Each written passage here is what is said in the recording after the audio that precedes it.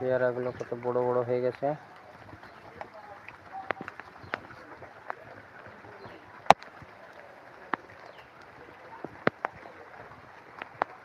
দেখতে পাচ্ছেন আপনারা,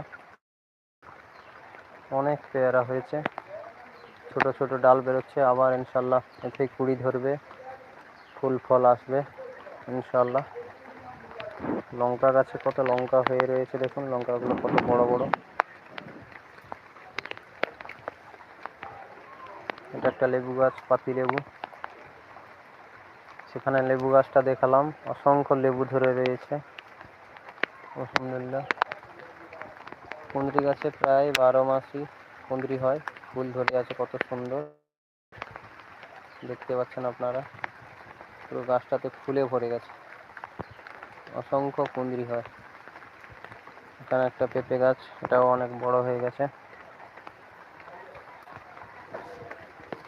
লঙ্কা গাছগুলোতে অসংখ্য লঙ্কা ধরে রয়েছে।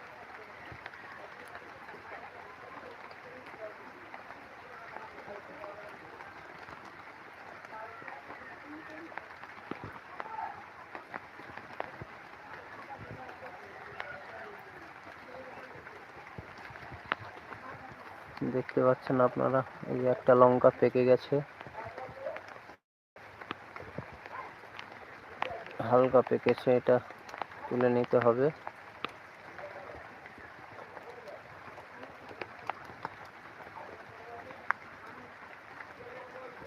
লঙ্কা গাছে অসংখ্য লঙ্কা ধরে রয়েছে, সব কত বড় বড় লঙ্কা হয়েছে এখন।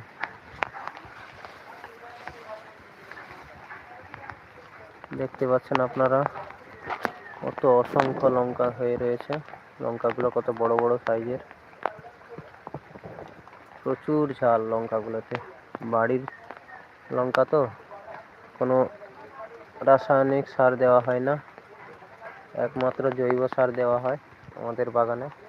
যেহেতু বাড়িতে খাওয়া হবে, সেই জন্য রাসায়নিক সার ইউজ করা হয় না, একমাত্র শুধু জৈব সার। গোড়াতে দেখতে পাচ্ছেন এই যে গার্ডেন সয়েল দেওয়া আছে, জৈব সার, পাতা পচা, রান্নার সমস্ত সবজি টুকরো পচা সার দেওয়া হয়।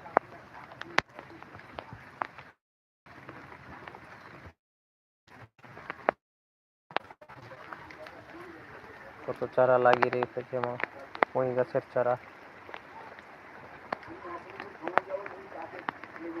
এটা বীজের সজনে গাছ, গাছটা এখান থেকে তুলে অন্য জায়গায় লাগিয়ে দেব। ভুট্টা গাছের চারা করা হয়েছে, দেখুন এই যে ছোট ছোট ভুট্টা গাছের চারা হয়ে আছে, অনেকগুলো চারা। এগুলোকে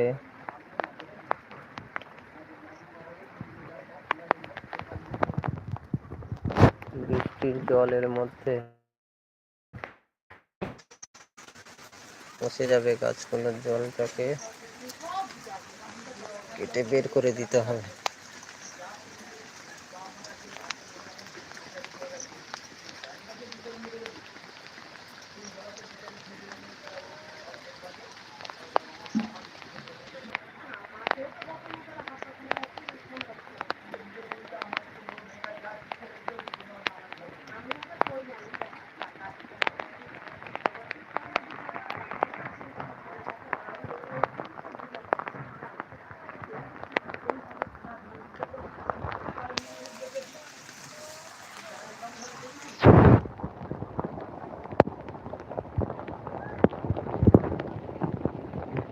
আলহামদুলিল্লাহ, একজন কমেন্ট করেছে, আবির আলী খান।